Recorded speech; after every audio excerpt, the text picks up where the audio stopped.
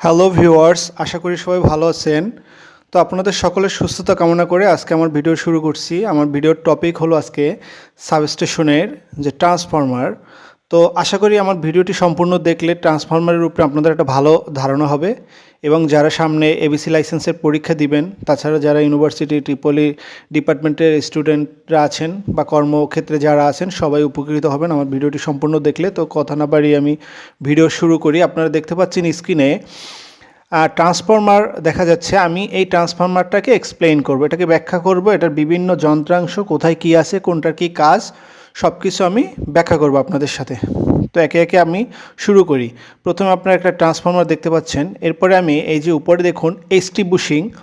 আমার যে এসটি বুশিংটা আসলে কি? এসটি বুশিংটা হলো আমার ট্রান্সফরমারে যেহেতু দুইটা লাইন থাকে, একটা এসটি একটা এলটি। হ্যাঁ, যে কেন এসটি এলটি থাকে? কারণ এটা আমার স্টেপ ডাউন ট্রান্সফরমার। হ্যাঁ, স্টেপ ডাউন ট্রান্সফরমার প্রথমে এলটি থাকবে, তারপরে প্রথমে এসটি থাকবে, তারপরে এলটি থাকবে। তো আমার তিনটা এসটি বুশিং, এই যে তিনটা শ্যাফটের মতো দেখা যাচ্ছে, এই তিনটাকে বলে বুশিং। এটা কি বুশিং? এটা হলো এসটি বুশিং। এসটি বুশিং কেন? কারণ এখানে হাই ভোল্টেজ থাকে।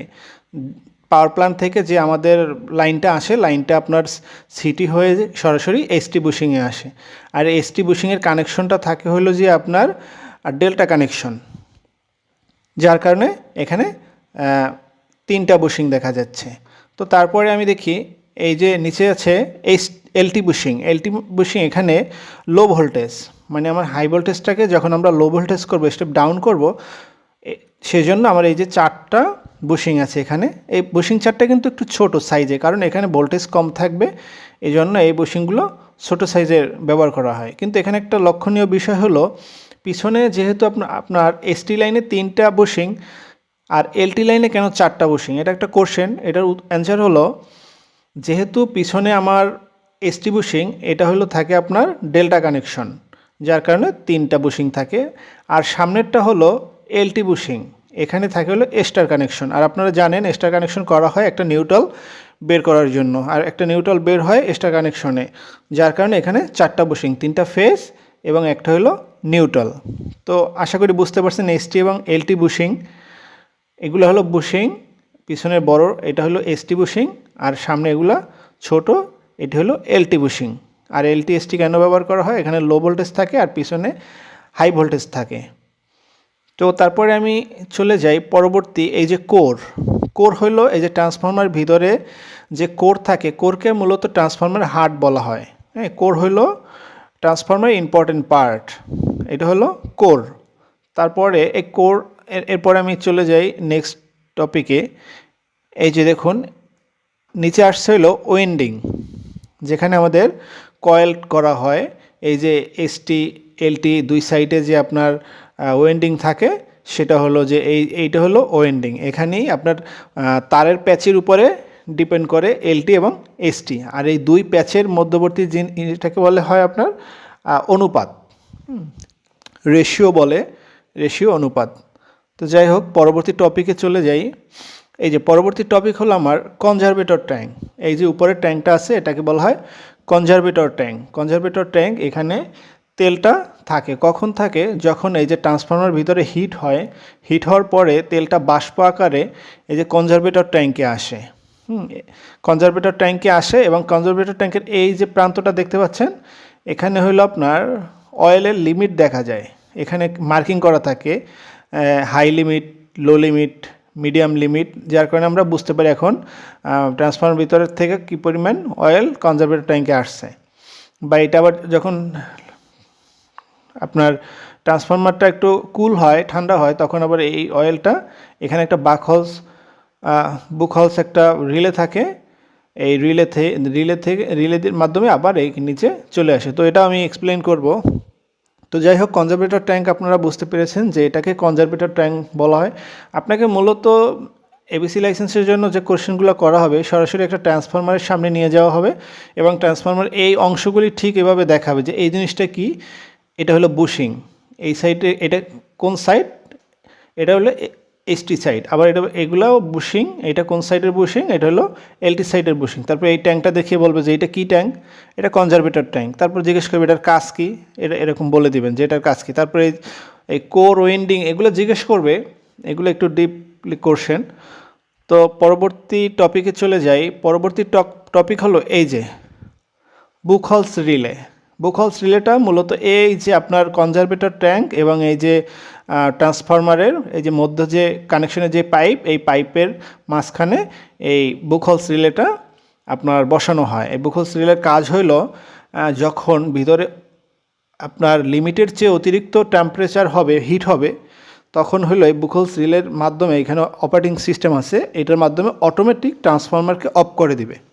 ট্রান্সফরমার সকল প্রকার লোড অফ হয়ে যাবে। আর লোড অফ হয়ে গেলে অবশ্যই আমার ট্রান্সফরমার হিট ডাউন হয়ে যাবে, আর হিট ডাউন হলে আমার ট্রান্সফরমারটা ভালো থাকবে।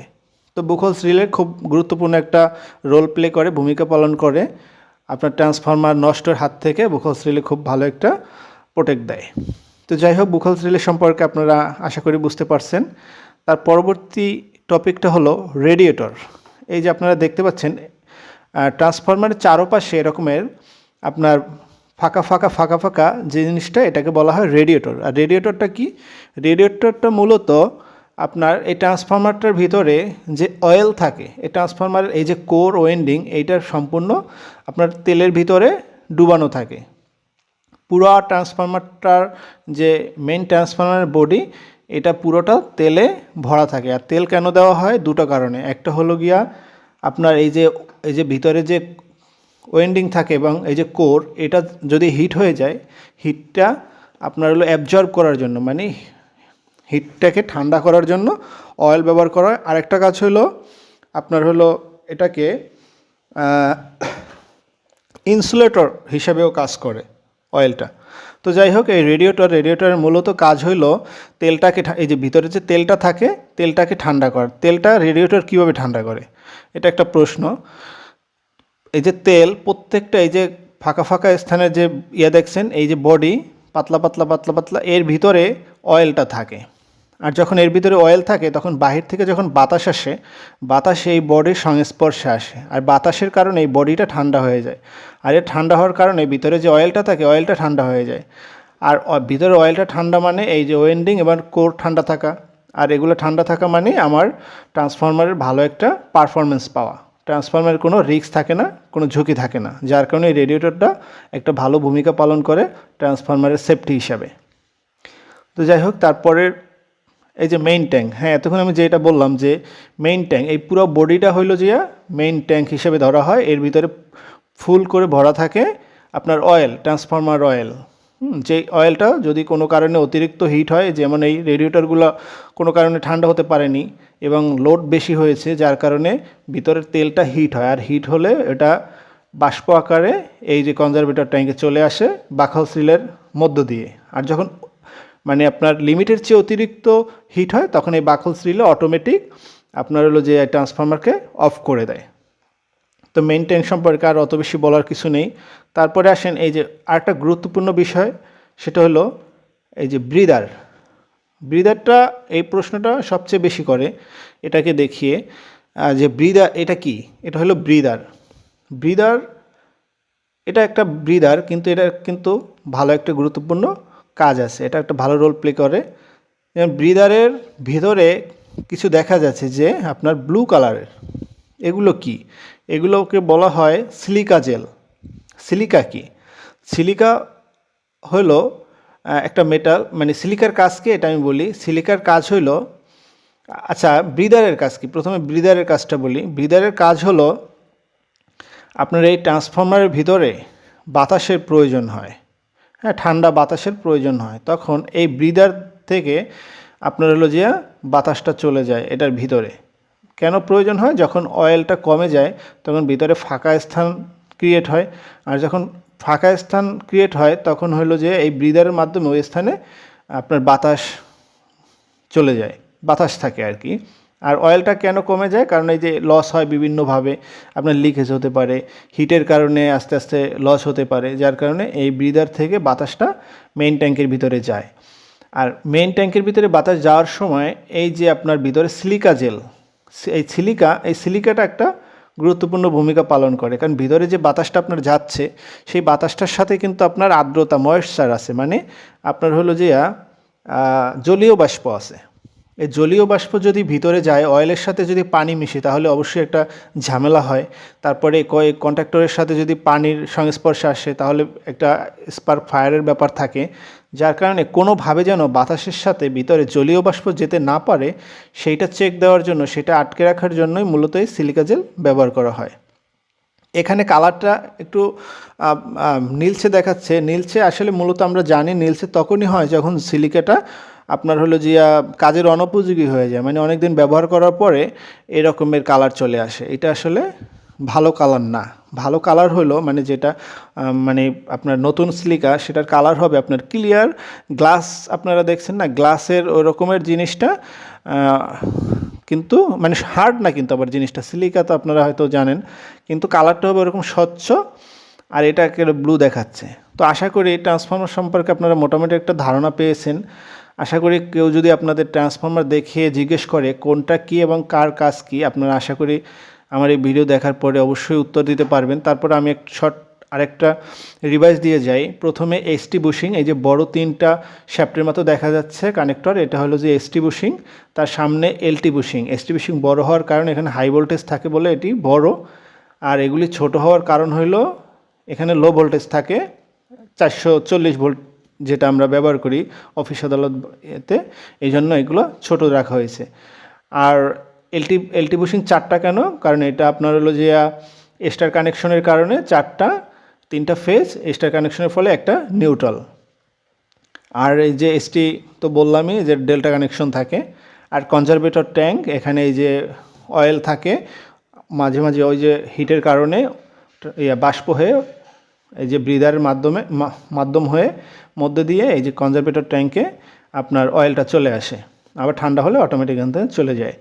আর বাকলস রিলের কাজ হইলো এই যে আপনার হিট, এটার ভিতর দিয়ে হিট যখন যায় তখন একটা নির্দিষ্ট পরিমাণে হিট হইলে ও পাস করে, যখন নির্দিষ্ট পরিমাণের অতিরিক্ত হিট হয় তখন ও কাট আপ করে দেয় এবং ট্রান্সফরমারকে অফ করে দেয়।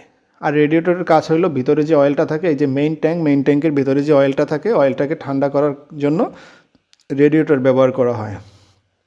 আর এই যে পুরো ট্রান্সফরমার ভিতরের যে মেইন জিনিসটা সেটা হলো এই যে কোর হইলো, কোরের উপরে এরকম ওয়েন্ডিং থাকে যেটার মাধ্যমে আমরা স্টেপ আপ এবং স্টেপ ডাউন করে থাকি, ভোল্টেজ স্টেপ আপ এবং স্টেপ ডাউন করে থাকি।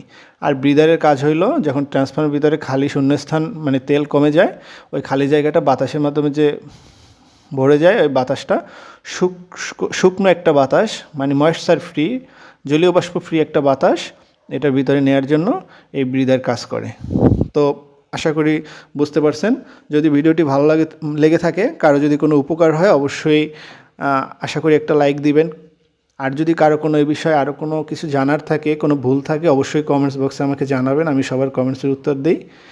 তো আমার জন্য দোয়া করবেন, আর যদি ভালো লাগে অবশ্যই চ্যানেলটি সাবস্ক্রাইব করে রাখবেন। পরবর্তীতে আপনাদের সাবস্ক্রাইবের উপরেই ডিপেন্ড করে আমার পরবর্তী ভিডিও বানানোর উৎসাহ। ভালো থাকবেন সবাই।